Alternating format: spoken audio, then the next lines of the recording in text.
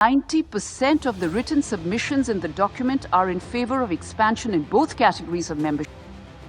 संयुक्त राष्ट्र में भारत ने कहा 90% देशों का भारत को सपोर्ट। यूएन में 122 में से 113 देशों ने भारत के सपोर्ट में झुका दिए झंडे। Total of 113 member states out of 122 who submitted their positions. लेकिन वीटो वाले 5 देशों ने गुपचुप कर डाली बड़ी साजिश। मोदी का 7वें आसमान पर पारा यूएन की लंका में लगा दिया। भारत को वीटो नहीं तो कोई रिफॉर्म नहीं, हुआ बड़ा उलटफेर।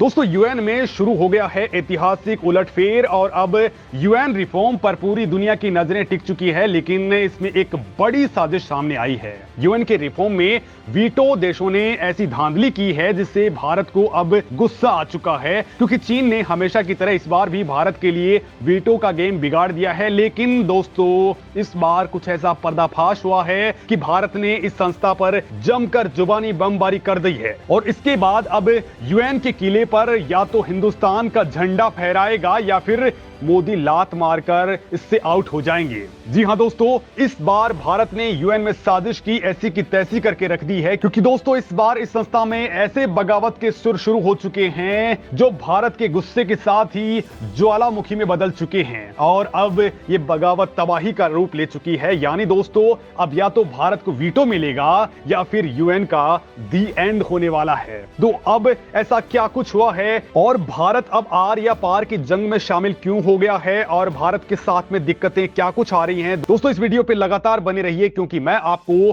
कुछ ऐसी बात बताने वाला हूं जो आपके लिए बेहद जरूरी है। दोस्तों, कहा जाता है कि जब सीधी अंगुली से घी नहीं निकले तो फिर इसे टेढ़ी करना पड़ता है और कूटनीति की भाषा में कुछ ऐसा ही होता आया है। दुनिया में कोई देश जब किसी बात का समर्थन नहीं कर रहा होता है तो फिर जुगाड़ से उसका समर्थन लेना पड़ता है। और दोस्तों, आज की यह खबर इस लिहाज से बेहद खास है क्योंकि दशकों से यूएन रिफॉर्म की राह लगते भारत की मनोकामना अब पूरी होती दिख रही है। दोस्तों, यूक्रेन वॉर के दौरान और उससे पहले भी रूस ने कई बार वीटो लगाकर अमेरिकन ब्लॉक्स की मंशा पर पानी फेर दिया।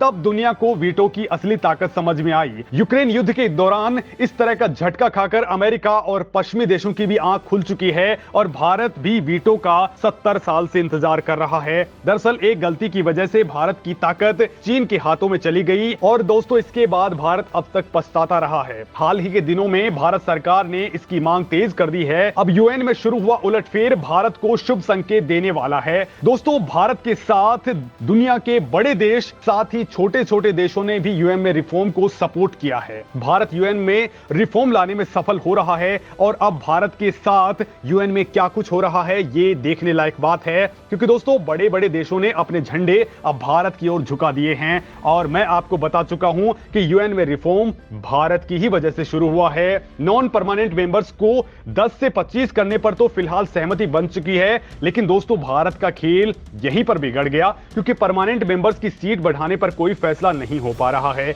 यानी कि बड़े देश फिर से भारत को वीटो देने की बात को टालने में लग गए हैं। ये वीटो वाले देश चाहते हैं कि उनकी राजगद्दी ना छिन जाए, लिहाजा परमानेंट मेंबर की सीट बढ़ाने पर विवाद नहीं रुक रहा है। दोस्तों, बड़ी बात तो यह है कि 500 वीटो वाले देशों में इसको लेकर के मतभेद सामने आ चुके हैं। इसमें हर कोई दूसरे की टांग खींचने में लगा है। लिहाजा यह फैसला किया गया है कि पहले नॉन परमानेंट मेंबर्स की सीट को बढ़ा दिया जाए, जिस पर कोई विवाद नहीं है। उसके बाद वीटो के बारे में सोचा जाएगा। लेकिन दोस्तों, इसी बात से भारत खफा हो गया है और भारत के क्रोध की आग से यूएनएससी अब धुआं होने लगा है। दोस्तों, भारत अचानक गुस्सा क्यों हुआ, ये बात जानने से पहले मैं आपको बता देता हूं कि परमानेंट मेंबर्स में आखिर किस बात का झगड़ा है और ये बार बार फैसले टालने में क्यों लगे हैं। तो दोस्तों, आपको तो पता ही है कि यूनाइटेड नेशंस में स्थायी सदस्यता को लेकर के 4 देशों में दौड़ चल रही है और ये 4 G4 देश यूएन में स्थायी सदस्यता और वीटो पाने के लिए सबसे मजबूत देश भी हैं, यानी जापान, भारत, ब्राजील और जर्मनी। और दोस्तों, आपको जानकर के हैरानी होगी कि इन चारों देशों में सबसे मजबूत स्थिति भारत की है और इसी बात पर पूरा का पूरा बखेड़ा भी हो चुका है। दोस्तों, आपको मालूम ही है कि यूएन में किसी भी प्रस्ताव को पास करने के लिए 5 प्रमुख स्थायी सदस्यों की अनुमति अनिवार्य होती है। अब इन 5 सदस्यों में से ऐसे ऐसे देश हैं जिनकी आपस में ही नहीं पड़ती है। अब चूंकि सबसे मजबूत दावेदारी भारत की है, क्योंकि भारत को अब तक 5 में से 4 देशों का तो सीधा सीधा समर्थन हासिल हो चुका है। और दोस्तों, अभी हाल ही में भारत की कड़ी मांग के बाद कुछ देशों ने यूनाइटेड नेशंस में अपनी बात रखी, साथ ही साथ कुछ देशों के नाम भी ले लिए जिन्हें यूनाइटेड नेशंस में स्थायी सीट देनी थी। लेकिन दोस्तों आज की डेट में अमेरिका इस समय केवल 3 देशों का सपोर्ट कर रहा है, जर्मनी, जापान और भारत। तो वहीं ब्रिटेन और फ्रांस भी जर्मनी को छोड़ करके बाकी तीनों देशों का समर्थन कर रहे हैं। इसमें ब्राजील, भारत और जापान आते हैं। दोस्तों G4 के 2 दमदार देश यानी जर्मनी और जापान को कम सपोर्ट यूएन के स्थायी सीट की राह में सबसे बड़ा रोड़ा बन चुका है, क्योंकि इनके खिलाफ रूस और चीन दोनों हैं। रूस ने खुले तौर पर केवल 2 ही देशों का नाम लिया है, एक तो है भारत और दूसरा ब्राजील। अब अगर पूरे मामले को देखें तो केवल 2 देशों के पास सबसे ज्यादा समर्थन है, एक अपना भारत है और दूसरा ब्राजील है। अब चूंकि दोस्तों खुद अमेरिका ब्राजील के खिलाफ है और दोस्तों यही यूएन का असली बॉस भी है जो उसके खिलाफ है, तो फिर उसे स्थायी सीट मिलना तो मुश्किल ही है।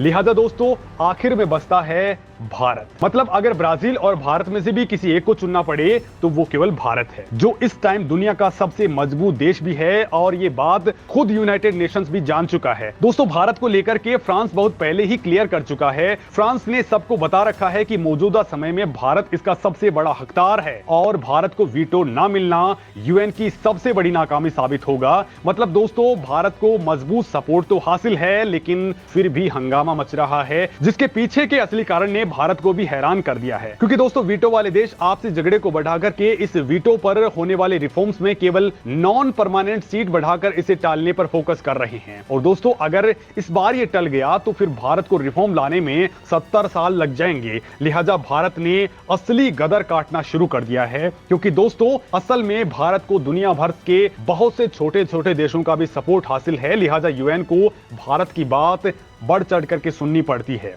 लेकिन दोस्तों अब अगर भारत को वीटो नहीं मिलता और अब केवल रिफॉर्म्स के नाम पर नॉन परमानेंट वाली सीट ही बढ़ जाती हैं, तो इससे भारत को बड़ा नुकसान होगा और ये देश भारत का सपोर्ट भी छोड़ देंगे। ऐसे में दोस्तों भारत ने सारी चाल समझ ली है और कहा है कि रिफॉर्म्स तभी होगा जब परमानेंट और नॉन परमानेंट दोनों सीटों पर फैसला होगा। दोस्तों भारत की इस बात ने वीटो पावर वाले देशों के सारे किए कराए पर पानी फेर दिया है। दोस्तों भारत ने यूएन के बड़े देशों को धमकाते हुए कहा है कि यूएन में रिफॉर्म्स के लिए हमें 70% देशों का सपोर्ट है। 122 में से 113 देश भारत को लेकर के पूरा सपोर्ट दे रहे हैं। लिहाजा यूएन में पूर्ण रूप से रिफॉर्म करना ही पड़ेगा। संयुक्त राष्ट्र में भारत की स्थायी प्रतिनिधि रुचिरा कंबोज भारत के वीटो के लिए पूरी दुनिया से भिड़ चुकी हैं और संयुक्त राष्ट्र सुरक्षा परिषद में भारत की स्थायी सीट के लिए उन्होंने कहा है कि अस्थायी सदस्यता का विस्तार करने से दोनों श्रेणी के सदस्यों के बीच मतभेद बहुत ज्यादा बढ़ जाएंगे।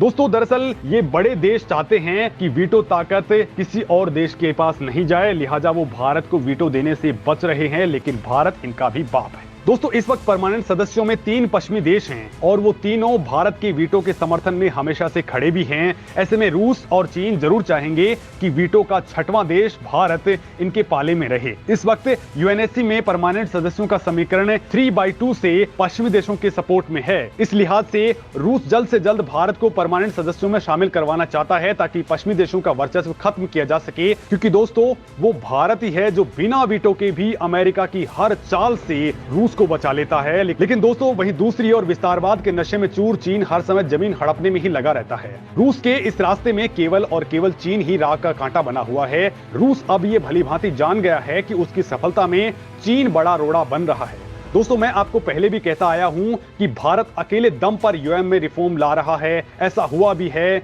और आपको बता दूं कि दुनिया भर के एक्सपर्ट्स भी मान रहे हैं कि यूएन में रिफॉर्म शुरू होते ही भारत पूरी दुनिया की तस्वीर बदल देगा, जैसा कि शुरू हो चुका है। भारत का विरोध करने लायक अब कोई भी देश नहीं रहेगा, हाँ चीन भी नहीं, क्योंकि चीन के पास अभी ऐसा कोई बहाना नहीं होगा कि भारत को स्थायी सदस्यता से वंचित रखा जाए। दोस्तों एक्सपर्ट्स की ये बात सही भी होती दिखाई दे रही है, क्योंकि अब भारत को टक्कर देने वाला कोई देश दिखाई नहीं दे रहा। और दोस्तों अब आप हमें बताएं कि भारत का यूएन में धमाका किस लेवल का है, भारत को और क्या कुछ करना चाहिए, कमेंट लिख करके जरूर बताएं।